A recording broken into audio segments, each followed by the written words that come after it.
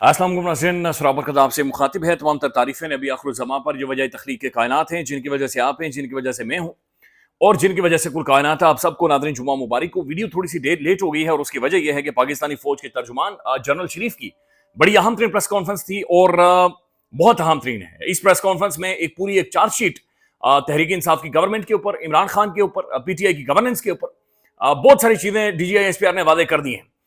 लेकिन जो तमाम तर जो हकायक है, जो रियलिटीज खबर पख्तूनख्वा के अंदर बनी है, उसका जिम्मेदार DGI SPR साहब ने डायरेक्टली इमरान खान और डायरेक्टली KPK की गवर्नमेंट को करार दे दिया है। अच्छा, चंद चीजें जो कि उन्होंने बड़ी वाजे की हैं, जो नई भी हैं और बड़ी क्लैरिटी उन्होंने इस बारे में, बल्कि एक लाइन ISPR साहब ने आज ड्रॉ कर दी है। DGI SPR ने कहा यह जो खबर पख्तूनख्वा के अंदर दहशत गर्दी है, इसके पीछे सियासी और मुजरिमाना गठजोड़ है। यानी KPK के अंदर जो दहशत गर्दी है उसके पीछे पॉलिटिकल एंड क्राइम का एक नेक्सस है। यानी दहशत गर्दों का और जो पॉलिटिकल क्लास है वहां की, उनका आपस में गठजोड़ है, नेक्सस है। ये पहली दफा है शायद जहां पर आकर ISPR साहब ने बड़ी क्लैरिटी के साथ ये वाजे किया। DGI SPR ने एक स्लाइड शो करवाई और वहां पर उन्होंने सवाल पूछा कि आखिर क्या वजह है कि गुज़श्ता चंद महीनों में पूरे पाकिस्तान के अंदर जो दहशत गर्दी हुई है उसमें 70% जो धमाके हुए हैं या जो दहशत गर्दी की वारदातें हुई हैं वो सिर्फ और सिर्फ खबर पख्तूनख्वा के अंदर हुई हैं। आखिर क्या वजह है कि खबर पख्तूनख्वा के अंदर ये सारी चीजें हुई हैं? फिर नाज़रीन ISPR ने कहा कि मैं बड़ा वाज़ेह करना चाहता हूं कि पाकिस्तानी अवाम की सिक्योरिटी किसी दूसरे मुल्क के हवाले नहीं की जा सकती। अवाम की सिक्योरिटी सिर्फ पाकिस्तान की अवाम और पाकिस्तान के जो इदारे हैं वो इसके जामिन है। यानी पाकिस्तान की सिक्योरिटी के जामिन पाकिस्तान के इदारे और पाकिस्तान की अवाम है। फिर उन्होंने कहा कि मैं हैरान होता हूं कि ज़ाहिर इमरान खान के बारे में उन्होंने कहा कि ये काबुल में जाकर सिक्योरिटी मांग रहे हैं या उनसे जाकर भीख मांग रहे हैं कि हमें सिक्योरिटी दे दें। तो ये उन्होंने वादे कर दिया कि जनाब ये नहीं हो सकता कि पाकिस्तान के हवाले से सिक्योरिटी जाकर काबुल में मांगी जाए। तीसरी बात उन्होंने वादे की है, उन्होंने कहा कि पाकिस्तान की रियासत और पाकिस्तान की फौज और पाकिस्तान के इदारे किसी तरह की सियासी शोबदाबाजी में नहीं आएंगे। अब ये बड़ी इंटरेस्टिंग स्टेटमेंट है, ज़ाहिर इसकी डायसेक्शन होगी, इसके ऊपर तजिया होगा, डिबेट डिस्कशन होगी पाकिस्तान के मीडिया में, कि जहां पर वो कह रहे हैं कि पाकिस्तान की रियासत, अफवाज और इदारे किसी तरह की सियासी शोबदाबाजी में नहीं आएंगे। एक ऐसा टाइम है नाज़रीन जहां पर खबर पख्तूनख्वा के अंदर एक ट्रांजिशन होनी है। गंडापुर इस्तीफा दे चुका है, एक नया CM आना है सोहेल अफरीदी, और सोहेल अफरीदी के हवाले से पहले ही जो मरकज है वो प्रेस कॉन्फ्रेंस कर चुका, वफाक प्रेस कॉन्फ्रेंस कर चुका है और बहुत सारी चीजें वादे कर चुका है। अच्छा, खास तौर पर उनसे सवाल भी किया गया कि गंडापुर साहब चले गए हैं, अब सोहेल अफरीदी साहब आने वाले हैं, तो उनके बारे में आपने क्या राय दी, आपकी क्या राय है? तो बहरहाल इसके ऊपर DGI SPR साहब ने कोई भी राय नहीं दी, बल्कि उन्होंने जवाब ही नहीं दिया। चौथी चीज जो ISPR ने बड़ी जोर देकर वाजे की है, उन्होंने कहा कि रियासत पाकिस्तान और अवाम किसी एक बंदे की मंशा पर नहीं छोड़ी जा सकती। किसी एक बंदे, यानी अगेन ही डायरेक्टली उन्होंने हेड ऑन लिया इमरान खान को। इससे पहले हमने देखा था कि इमरान खान साहब अपने ट्वीट्स में directly field marshal Asim Munir साहब को हेड ऑन ले रहे थे, लेकिन अब ISPR साहब ने डायरेक्टली उन्होंने बयान किया कि सिर्फ एक बंदे की मंशा पर रियासत को उस बंदे की मंशा के ऊपर नहीं छोड़ा जा सकता। अच्छा, इसी का दूसरा जुमला है, उन्होंने कहा कि उस बंदे की मंशा पर नहीं छोड़ा जा सकता जो सिंगुलरली इंडिविजुअली रेस्पॉन्सिबल है, जो पाकिस्तान के अंदर दहशतगर्द लाए गए या जो दहशतगर्दों के हवाले से पॉलिसीज बनी है, ये बंदा है खान, इमरान खान। नाज़रीन, वादे तो क्लियरली उन्होंने कहा कि जो सिंगुलरली रेस्पॉन्सिबल है। अब उन्होंने ज़ाहिर इमरान खान का नाम नहीं लिया, उन्होंने तहरीक इंसाफ का नाम नहीं लिया, लेकिन जो नजर आ रहा है कि गवर्नमेंट वहां पर तहरीक इंसाफ किया, नजर आ रहा है कि जो इमरान खान उनके साथ बातचीत करने की, डिप्लोमेसी के जरिए मामला को हल करने की बातचीत कर रहा है, तो ISPR ने बड़ा क्लियर कर दिया कि वो एक बंदा है जो कि रेस्पॉन्सिबल है। उसके बाद इमरान खान, ISPR साहब ने 3 ऑप्शन दिए। फौज के तर्जुमान ने कहा कि भाई आपके पास अब सिर्फ 3 ऑप्शन है। पहला ऑप्शन यह है कि जो ख्वारिज मौजूद हैं खबर पख्तूनख्वा के अंदर, अगर उन्हें कोई पनाह दे रहा है तो उन्हें फौरी तौर पर रियासत के हवाले कर दे, पहला ऑप्शन। दूसरा ऑप्शन यह है कि अगर वो आप जानते हैं या वो मौजूद हैं तो फिर रियासती इदारों के साथ ताउन करें ताकि हम उन्हें मार सकें, हम उन्हें गर्क कर सकें।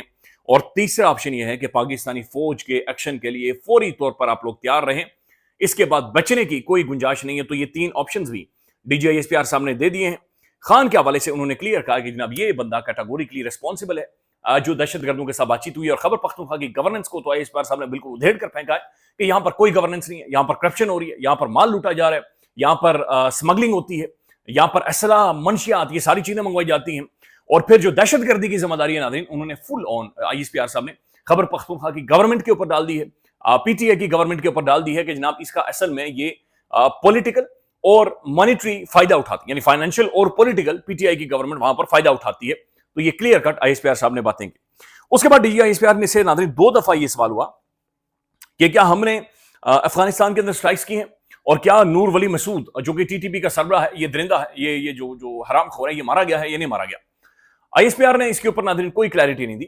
انہوں نے کہا کہ ہم نے افغانستان کو انگیج کیا، ہم نے انہیں بتایا، بٹھا کر سمجھایا کہ بھائی آپ ہمارا برادر اسلامی ملک ہے، سمجھ جائیں، اپنی سرزمین کو نہ استعمال ہونے دیں.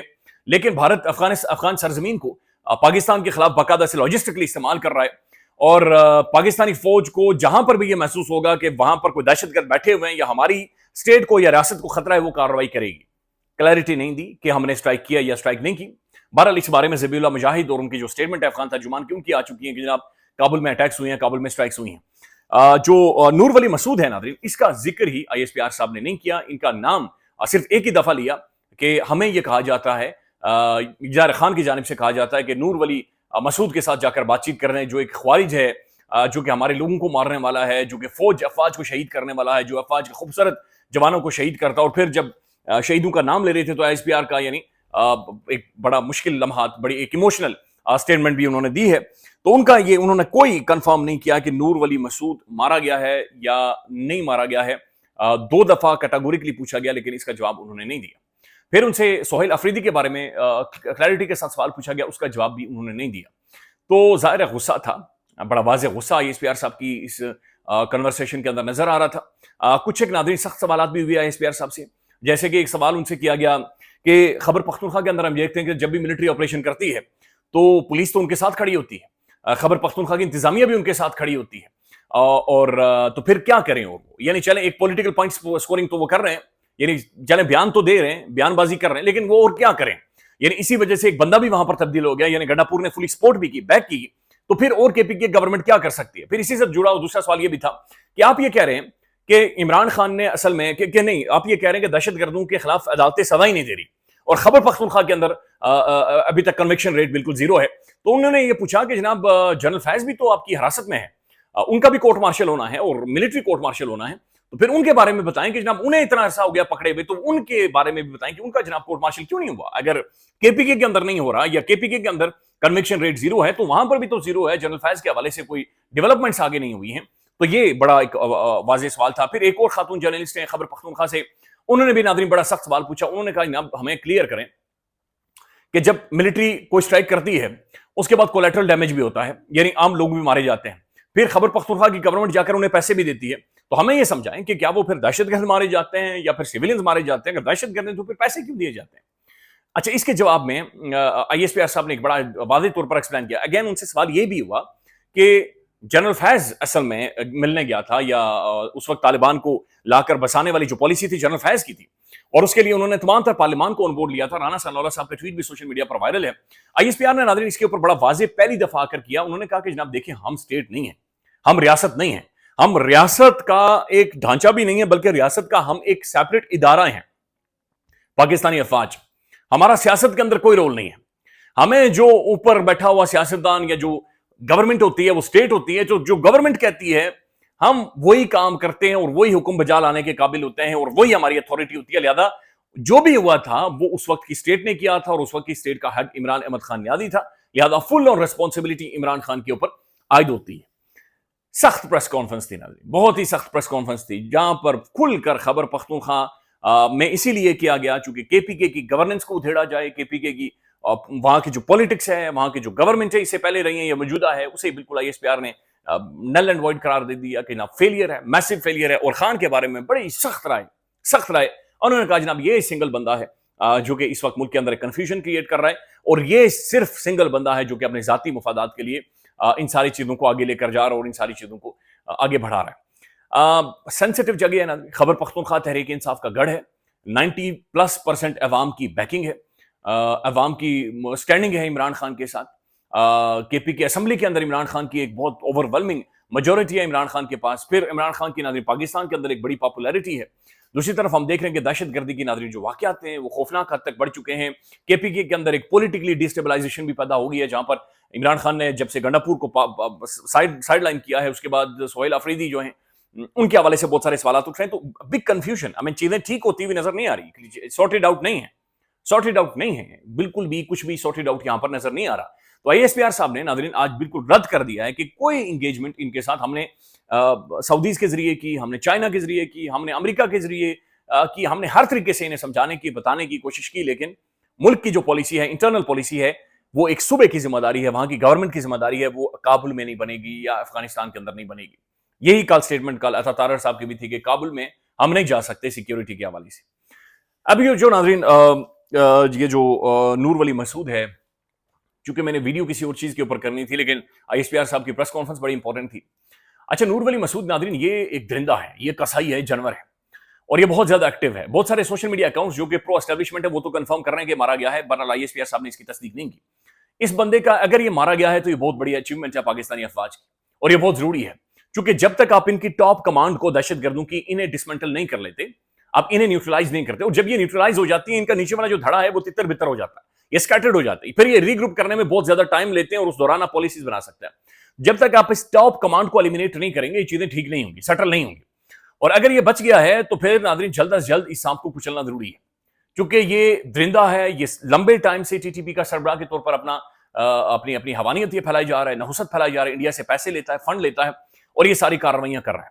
We need a political solution, एक सियासी हल हमें चाहिए, जो कि इस वक्त नजर नहीं आ रहा। आईएसपीआर की प्रेस कॉन्फ्रेंस में भी पॉलिटिकल सोल्यूशन हमें दिखाई नहीं दिया, बल्कि वो बड़ा वाजे कर रहे थे कि जो नेशनल एक्शन प्लान था 2014 में, इनकी मौजूदगी में, इनके होते हुए, इनके सामने ये जब सब कुछ बनी, फिर 2021 में खुद इन्होंने बैठकर रिवाइज किया, उसके ऊपर अमल दरामद क्यों नहीं हुआ, और उसके अंदर ये भी है कि फौज के हवाले से, रियासत के हवाले से एक नैरेटिव बनाना था। Interesting, very interesting. इसके बाद जो पाकिस्तान का टेलीविजन है, मीडिया है, उसमें एक ज़ाहिर डिबेट शुरू हो गई है। अच्छा, दूसरी जानिब नाज़रीन, इस्लामाबाद में मोबाइल फोन सर्विस डाउन है, इंटरनेट सर्विस बंद है मुकम्मल तौर पर। लाहौर के अंदर भी यही हाल है। एक मजहबी जमात साद रिजवी साहब की क़यादत में उन्होंने रैली निकालनी थी, लेकिन इन्होंने ज़ाहिर मार धाड़ करके, उनके मरकज पर हमला करके, स्ट्रेट फायरिंग करके हालात को यहां तक लेकर चले गए कि उन्होंने एक नया प्लान दे दिया है कि अगले 5, 7, 10 दिनों में वो लाहौर से निकलेंगे मरकज से, और फिर इस्लामाबाद आएंगे, और फिर अमेरिकन एम्बेसी की तरफ जाएंगे। तो मुल्क के इंटरनली भी नाज़रीन कंटेनर्स लगे हुए हैं, बंद हैं जगह, सड़कें रुकी हुई हैं, इंटरनेट डाउन है, सर्विस डाउन है। ये काम पॉलिटिकल गवर्नमेंट्स का था, सॉर्ट आउट करें, लेकिन उनकी जानिब से कुछ भी नहीं किया गया। लेट्स सी नाज़रीन, आईएसपीआर साहब की प्रेस कॉन्फ्रेंस के ऊपर खबर पख्तूनख्वा की गवर्नमेंट की जानिब से क्या रिस्पॉन्स आता है, नए सीएम सोहेल अफरीदी की जानिब से क्या रिस्पॉन्स आता है। ख्याल रखिएगा, अपडेट करेंगे। अल्लाह हाफिज।